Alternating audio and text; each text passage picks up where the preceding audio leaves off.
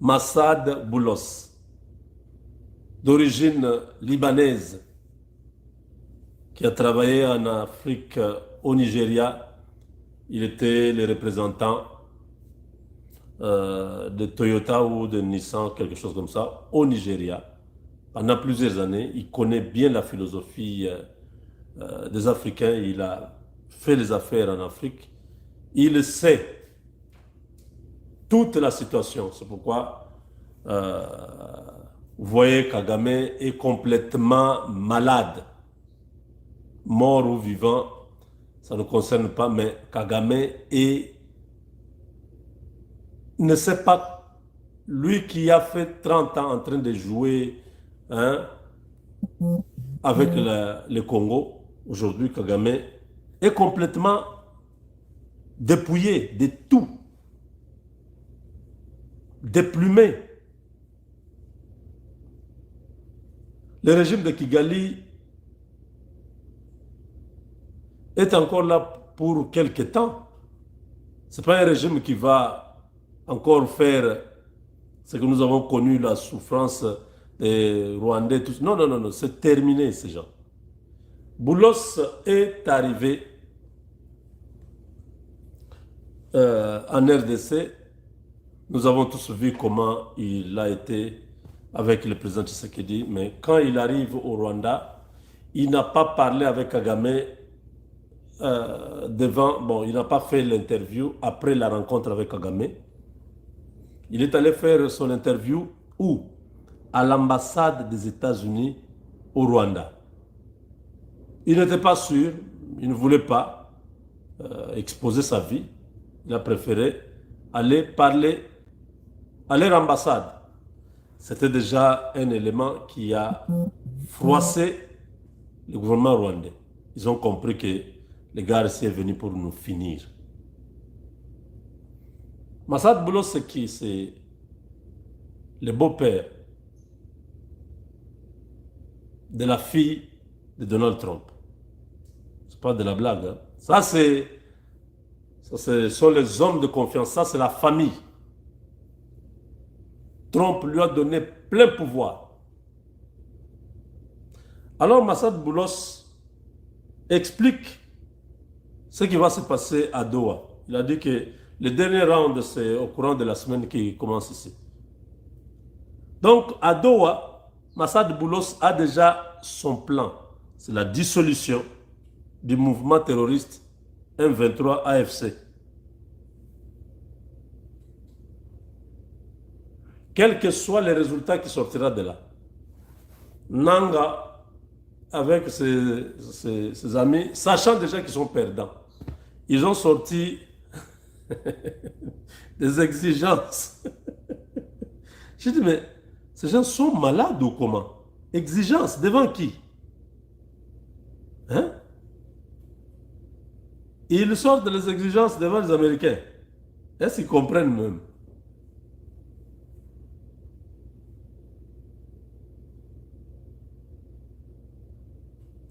Hein?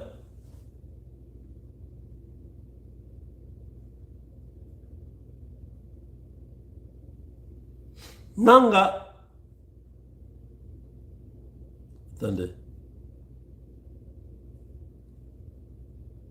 des exigences là, j'avais vu ça quelque part. Ils sont en train de rêver. Hein? Boulos est en train de préparer la dissolution complète, complète du M23. Ils ne doivent plus exister. C'est terminé. Ces criminels qui tuent nos frères tous les jours, on ne peut pas les garder. On a fini. On va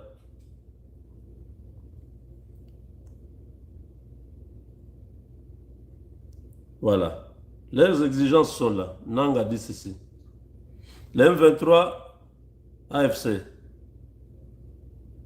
demande au gouvernement congolais à prendre 10 mesures suivantes, les qualifiant des actes de bonne foi pour les pourparlers de Doha. Donc pour qu'il parle à Doha, il faut que le gouvernement puisse faire 10 choses. Premièrement, que Kinshasa mette fin à la loi votée au Parlement interdisant de pourparler avec le M23 AFC. Cela pour éviter que l'accord qui sera signé à Doha ne puisse être frappé d'illégalité par le Parlement. Deuxième chose, que Kinshasa mette fin à tous les mandats d'arrêt qui pèsent sur tous les cadres du M23FC et l'annulation des poursuites en cours. 3. Que toutes les personnes arrêtées pour leurs liens familial, amical ou autres avec les membres du M23FC par le régime de Kinshasa soient libérées. 4. Que Kinshasa laisse les banques réouvrir car cela constitue une punition contre la population des zones libérées. 5. Que Kinshasa mette fin au discours de haine et à la stigmatisation notamment contre les populations congolaises d'expression rwandophone. 6. Que Tshisekedi reconnaisse officiellement ce qui se passe à Doha et qu'il y envoie des personnes mandatées par la République et non celles qui viennent actuellement sans mandat. 7. Laisser les personnes congolaises d'expression rwandophone circuler librement à Kinshasa sans les attaquer ni les lyncher, ne pas les priver des passeports congolais car ils en ont les droits. Kinshasa doit respecter le cessez-le-feu, libération de 700 personnes accusées de complicité au M23. Bon, ça n'est même pas 10. Hein. Bon, vous avez suivi, hein?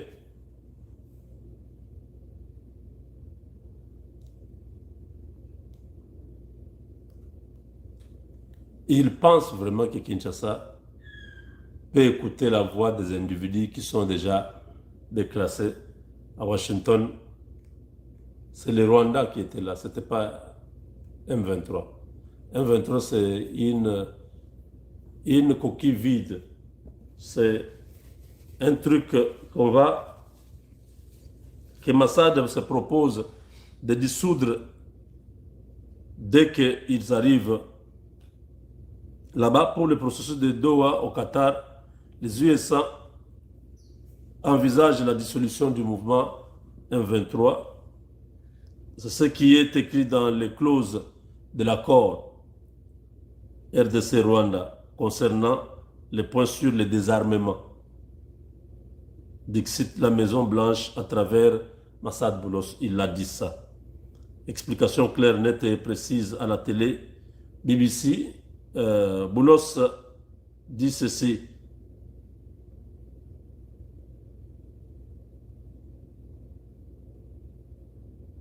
Le Rwanda et la RDC se sont engagés pour mettre fin à les différences, la neutralisation de FDLR et le retour de l'armée rwandaise et le désarmement des groupes armés soutenus par le Rwanda. Les USA ne lèveront pas du tout les sanctions qui frappent James Kabarebe et plusieurs dirigeants du mouvement terroriste M23 qui doit être dissous durant le processus de Doha. Donc, par la Maison Blanche, hein, par l'entremise de Massad Boulos.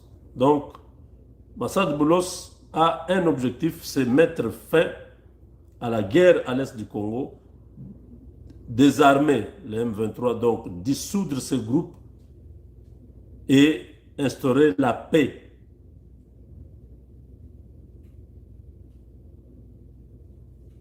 Massad dit ceci.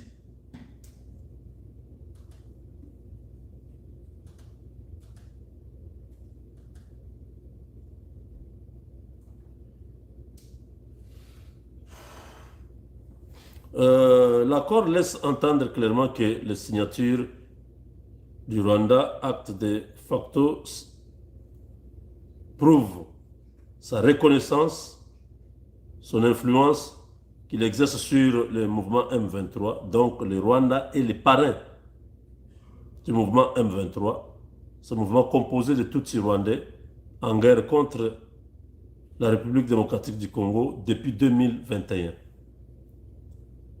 L'accord a été signé vendredi dernier à Washington par les deux ministres de la RDC et du Rwanda, en présence du secrétaire d'État américain Marco Rubio. Cet accord vise à mettre un terme à une guerre qui, depuis 3 décennies, secoue toute la région des Grands Lacs, une région riche en minerais, en ressources minières. Les dispositions relatives à la réduction des armes s'adressent en priorité aux mouvements terroristes. Ils doivent déposer les armes, il n'y a pas à discuter. Oui, tout à fait. Cela vise principalement les M23, mais aussi l'ensemble des groupes armés qui sont comme les Twirwaneho et les autres. Les gouvernements de la République en négociation au Qatar avec ces groupes visent à mettre fin à leur existence en tant que structure militaire de l'armée rwandaise sur le territoire congolais. C'est d'ailleurs l'une des raisons pour laquelle nous avons encouragé cet accord de paix. La participation du Rwanda à cet accord signifie clairement une reconnaissance de son soutien total, son implication dans cet accord va dans ce sens-là et nous ne pouvons pas permettre que l'accord puisse être violé. Le Rwanda s'est engagé également à soutenir les négociations en cours à Doha, mettre tout à l'œuvre pour que cela puisse aboutir. Il est évident que le Rwanda a une influence significative sur... Tout ça, c'est Massad Boulos qui dit. Hein? Oui, c'est... Là, une influence significative sur le mouvement M23 composé de Tutsis du Rwanda, même si ce groupe est composé de quelques Congolais qui sont connus. Kigali, pour sa part, justifie son implication dans ce processus de paix par la menace que fait peser le FDLR, un groupe armé Hutu rwandais hostile au pouvoir de Paul Kagame basé dans l'est de la RDC. L'accord prévoit d'ailleurs l'éradication de ce mouvement terroriste M23, la neutralisation du FDLR. De son côté, les Corneille Nangaa, sous sanction des États-Unis, a souligné que l'accord de Washington ne couvre qu'une partie des causes profondes du conflit et a réitéré son soutien au processus de Doha qu'il juge plus adapté pour répondre aux véritables origines de la crise congolaise. Cet accord a été salué par plusieurs observateurs comme un tournant historique porteur d'espoir pour la paix à l'est de la RDC. L'ancien président de la RDC fustige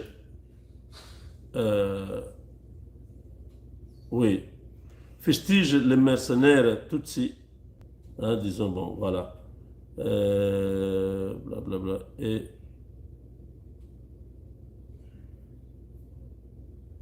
oui, donc l'ancien président de la RDC qualifie cet accord de pacte commercial et d'une mise en scène diplomatique. Ça, c'est Hippolyte Kanambe qui dit ça. Hippolyte Kazembere est actuellement très actif politiquement dans les zones sous contrôle M23, notamment à Goma et à Bukavu. Face aux critiques émises par ces Tutsis dénommés Hippolyte Kanambe, Massad Boulos a répondu: il s'agit d'un accord de paix, pas d'un accord commercial. L'accord sur les minéraux viendra dans un futur très proche à la Maison Blanche avec le président Tshisekedi. Il est vrai que d'autres accords, notamment les accords économiques, suivront entre les deux pays, mais ce sera dans un cadre distinct. L'accord prend une composante économique régionale. Les deux parties se sont mises d'accord avec notre appui pour créer un cadre de coopération économique régionale. Le Rwanda, bien que disposant de peu de minerais, héberge déjà plusieurs entreprises minières américaines. Il jouera désormais un rôle central dans la transformation des minerais, a-t-il expliqué. La société américaine Trinity Metal détient la plus grande mine de tin du Rwanda, créée en 2022. Un groupe qui ressemble plusieurs mines rwandaises de 3T est un tungstène tantal est l'un des acteurs miniers les plus importants du Rwanda. Le conseiller du président américain pour l'Afrique, Massad, s'était d'ailleurs rendu sur l'un de ces sites lors de sa visite à Kigali en avril dernier.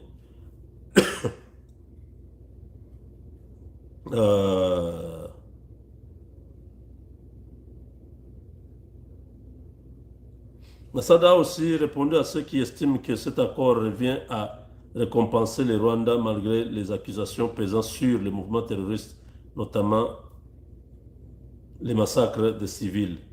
Absolument pas. L'élément central de cet accord, c'est les mécanismes conjoints de sécurité auxquels les deux pays ont souscrit. Rappelons que c'est un accord bilatéral. Le rôle des États-Unis d'Amérique est celui de faciliter, pas de juger. Vous avez bien compris? Les États-Unis ont compris que partout, le Rwanda ne respectait pas. On va à Luanda, à Nairobi, on va partout. Le Rwanda a refusé de se soumettre. Les États-Unis ont intervenu juste pour faciliter, pas pour juger. Ceux qui insinuent que demain ou après-demain, Kagame, ces hommes, seront traînés devant la justice. Vous comprenez? Dans l'accord, on n'a pas dit non, on va poursuivre les gens. Non, non. On a dit, OK, ici, entendez-vous que la guerre termine. Nous voulons tous exploiter, faire les affaires. Mais l'aspect juridique du conflit n'est pas inséré dans cet accord. Ça, c'est le gouvernement congolais qui verra quand est-ce qu'il faut poursuivre l'État rwandais, poursuivre les individus rwandais qui ont tué, qui ont fait...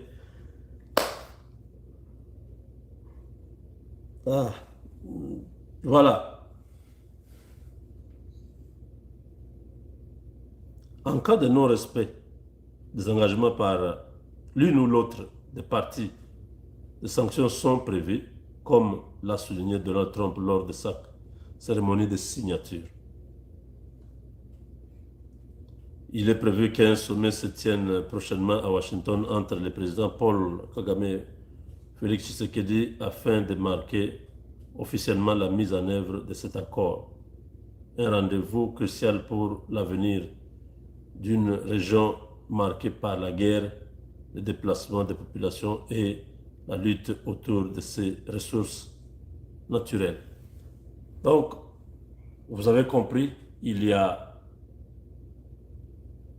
lieu maintenant de comprendre les contours de cet accord, éviter de suivre ce que Ndoungire et les autres étaient en train de raconter pour manipuler l'opinion. Massad Boulos est passé même encore aujourd'hui. Il est passé encore aujourd'hui sur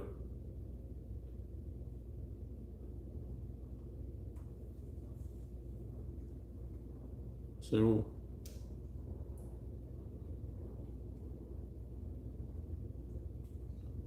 Il est passé sur France 24. Hein? Oui. L'émission de grandes interviews de France 24. Notre invité cette semaine est Massad Boulos, c'est le conseiller principal de l'administration Trump pour l'Afrique. Il est également conseiller principal du président pour les affaires arabes et moyen-orientales et il est avec nous depuis Washington. Merci, Monsieur Boulos. Merci de m'avoir invité. Le 27 juin, la RDC et le Rwanda ont signé un accord de paix. Sur France 24, vous pouvez trouver l'intégralité. Tout ce que j'ai dit là, ça est là. Vous savez très bien que de nombreux accords ont été conclus. Vous pouvez suivre ça vous-même. Pourquoi pensez-vous que celui-ci sera plus efficace? Oui, c'est très juste. C'est un accord historique. Comme nous le savons tous, c'est un conflit qui dure depuis plus de 30 ans. Et les gens ont souffert. Plus de 6 millions de personnes ont péri. Il y a eu des millions de déplacés et de réfugiés. Probablement 8 millions de déplacés et des centaines de milliers de réfugiés. Donc, je vous laisse d'aller vous-même trouver Massad Boulos. Tout ce que je vous ai dit là, il a répondu dans cette émission. Il communique beaucoup ces derniers temps pour éviter que les gens prennent. D'ailleurs, il communique sur tout ce que les gens racontent. Oh, on a vendu la RDC, les sous-sols. Il dit non, les entreprises américaines vont venir au Congo. Il a répondu. Je n'ai pas le temps de vous mettre ça, ça sera trop long. C'est à peu près combien? À peu près 13 minutes, c'est beaucoup. Il a dit, le Congo n'a pas vendu son sous-sol. C'est qui raconte ça? Les entreprises américaines vont venir. Ok, je vous ai dit tout à l'heure qu'il y a des entreprises américaines qui sont au Rwanda. Cela veut dire que le Rwanda a vendu son sous-sol. Ils exploitent, ils payent leurs redevances, ils payent tous leurs droits en tant qu'entreprise. D'ailleurs, il a dit, les entreprises américaines respectent. Ils respectent les droits du travail. Ils sont régis par la loi américaine. Ils ne peuvent pas jouer, ils ne peuvent pas aller faire la corruption. Ils doivent respecter l'environnement, ils doivent respecter les heures de travail. Tout, ils doivent le faire comme ça se fait aux États-Unis. Ce qui veut dire que avec les entreprises américaines, vous verrez vous-même que ça serait bénéfique pour tout le monde. Les gens qui disent non, voilà, la RDC est incapable de trouver la solution à son problème, a vendu les sous-sols congolais. N'importe quoi. Nulle part dans cet accord on dit ça. L'accord existe, tout le monde peut lire. Allez sur le ministère, le département d'État, le ministère des Affaires étrangères des États-Unis. Vous allez trouver l'accord est là.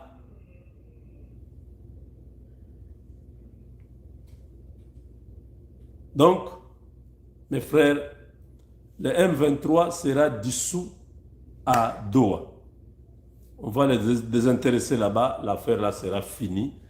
Ils ne vont plus jamais, alors plus jamais, se mettre encore au Congo pour venir déstabiliser la RDC.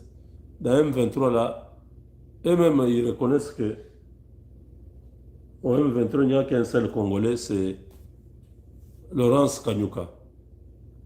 C'est le seul Congolais parce qu'il est du Kasaï. Tous les restes sont des Rwandais. Je ne sais pas comment ils ont pensé comme ça. M23, eux-mêmes ont dit que les Congolais nous considèrent, nous tous, des Rwandais. Il n'y a que Laurence Kanyuka qui est le seul Congolais parce qu'il est du Kasaï. Ah, c'est vous-même vous le dites, tant mieux. Moi, on n'a jamais dit ça. Donc, ils se sentent vraiment, je ne sais pas les causes profondes, ils veulent aller dire là-bas, non, non, on nous donne notre terre du Kivu, nous sommes des Congolais, mais nous allons parler notre langue, le Kinyarwanda, qu'on nomme le gouverneur qui est le nôtre, que nos militaires restent avec nous au Kivu, on n'ira pas dans d'autres provinces, on va rester chez nous. C'est des choses comme ça qu'ils veulent aller raconter là-bas. Le gouvernement congolais ne pourra jamais, alors jamais, accepter ça.